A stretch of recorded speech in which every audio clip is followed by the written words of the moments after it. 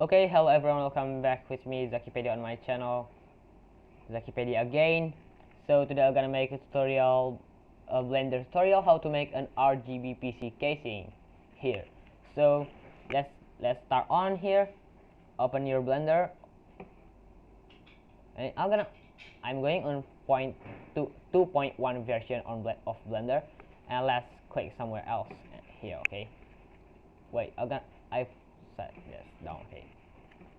So there's a basic Blender viewport here. You're gonna see a cube, a light, and a camera. This is the default setup of Blender here. So first thing you're gonna do is adapt with the Blender GUI here to make sure you understand how to use Blender, at least at the noob using of Blender or usage of Blender or whatever. Okay, so first thing I'm gonna do is press 0 to go to the camera, and then right click and set the camera lens angle to 15. Maybe you're gonna see on this here on the camera lens angle value. I'm gonna set it to 9 maybe, and then press shift and this, or shift F for the modified Blender to go this to the cube. Okay, so second thing you're gonna do is press Z and move your cursor immediately to material preview if you are going to press that fastly, and so like this, and you're now in material preview. The second thing you're gonna do is model this cube and changing or modifying this cube into a CPU casing in Blender. So as you know, go to the edit mode in Blender or press tab on your keyboard and then press S shift Y to scale this locking by global Y axis. Okay, so now it's good, and ignore this message, or no, just ignore that message. Go to your camera and make sure that fit on your camera. So all you're gonna do is insert this face and make this looks like a PC casing.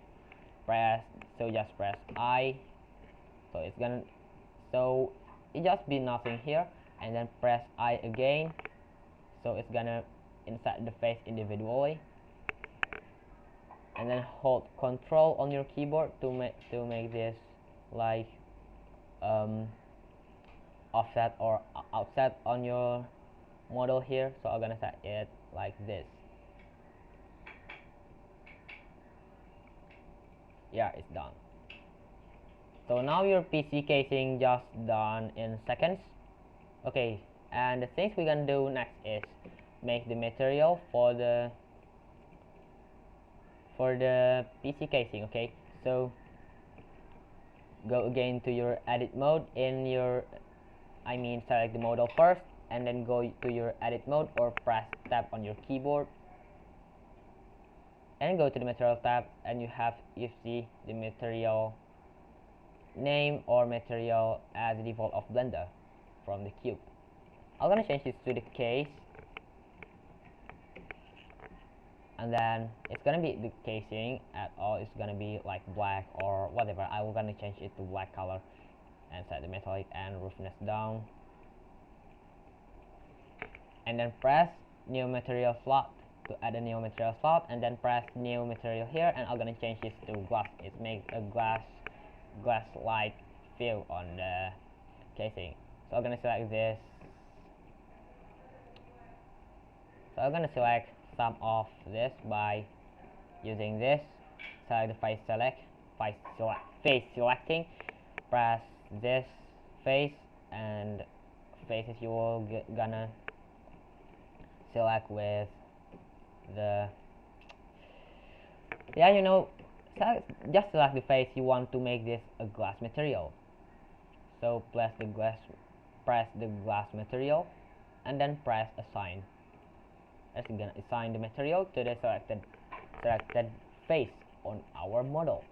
So press tab again to go to the object mode, and I'm gonna see this default value here, and then go to the shading tab, and then press 0 to go to your camera.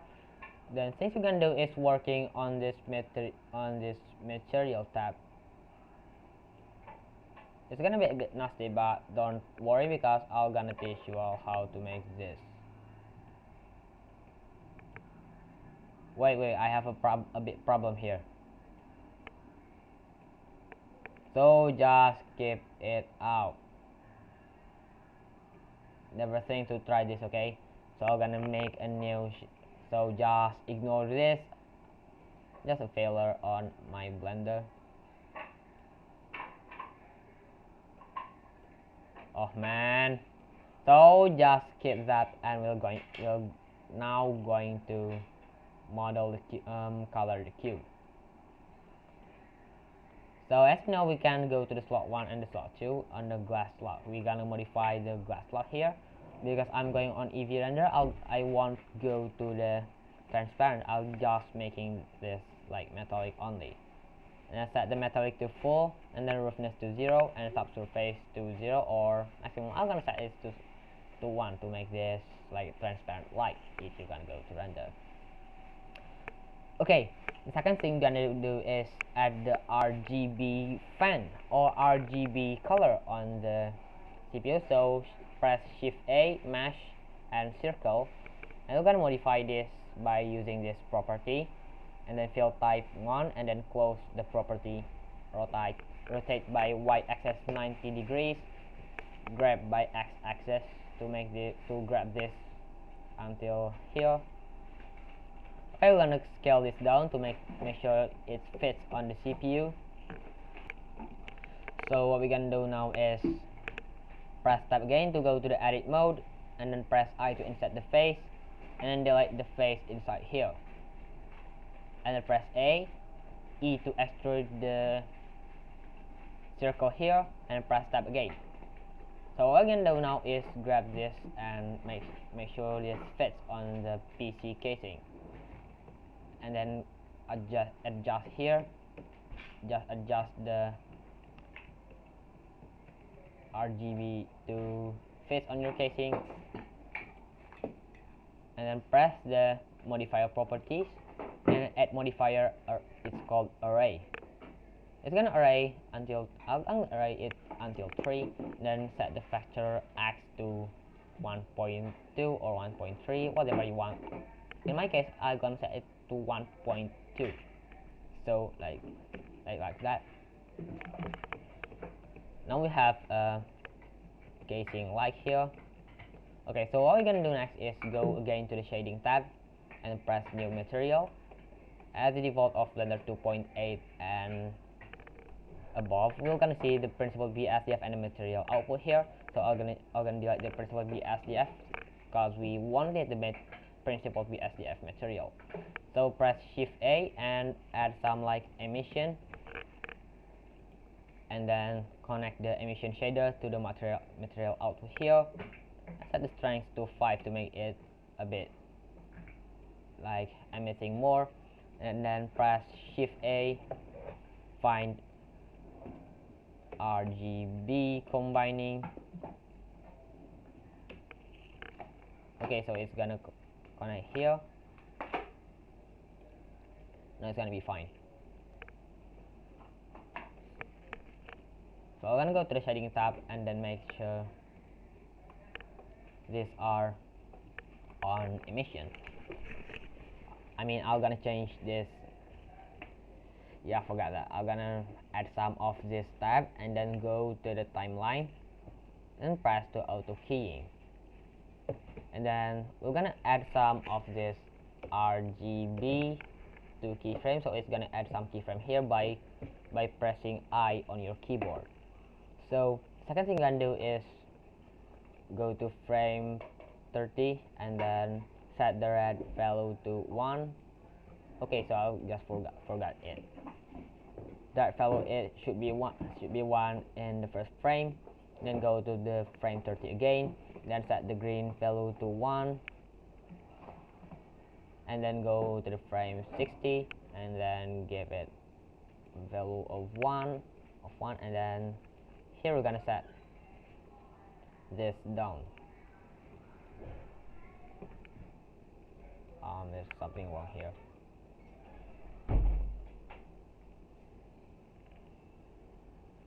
Perfect. now you have an RGB color here, and set this like this. So at frame 1 is only red on this with one value or full value here, and then go to the tab 30. You have to set this down to 1 and red and blue to 0, and go to the 60. And then press this blue to 1 and then red and green to 0, and it's gonna be an RGB casing. And just done. But if you press this, it just played once, just playing on like one time of RGB, and it won't repeat the action. So what you gonna do is press Shift D on your keyboard, and then go to grab this up to 90. Nice. I mean like this. Okay, so I just forgot the syntax key, so let's leave it on. Press Shift D and go to the 90. Nice. It's gonna place on 90 frame, the keyframe here. So press Shift R to repeat last action you just do that, and it's gonna repeat again here. And then press A to select all of the keyframe and scale this down if you want, but I won't scale it because it isn't necessary for me. So set this end of frame is 280, and your RGB casing is done. But you have a poor FPS like 24 and 25, just 24 FPS here. So what we're gonna do is go to the auto properties, and the frame rate we're gonna set it to 30. And if we press spacebar here, it's gonna be 30 FPS and on average. So the last thing I'm gonna do is setting the scene to complete the scene. Grab by the axis and set the ground like this, and then set the material like, yeah, you know, a bit metallic and less roof. Okay, so but it has no reflection here. Okay, so the last things I'm gonna do is go to the render properties. On EV render, I'm gonna setting this for EV render. So press ambient occlusion to add some ambient occlusion on the scene, and bloom to make bushing effect or blooming or glaring effect on your RGB, and screen space reflection to make the reflections on anything on the screen space. So it's gonna reflect the casing, and then press Z and go to the render, and it's gonna reflect the light. So I'm gonna set the light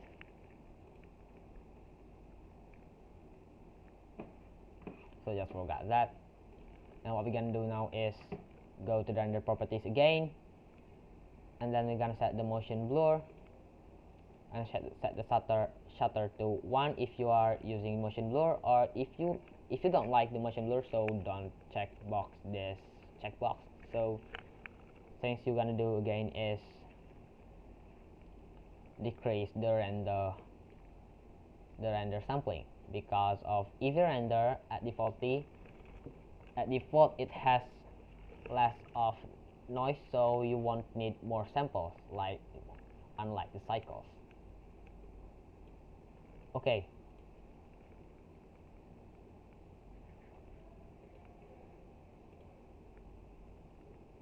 let's wait again here. So what we're gonna do next is go to our camera and setting the keyframe for the camera, and then press I here to add some of location and rotation, and go to frame like 280, and I'm gonna set the camera to spin out here. It's gonna spin here, and automatically add a keyframe because I enable auto keying here. So if I press spacebar, it's gonna it's gonna spin from here to here, so let's skip that. And what we're gonna do is render the image.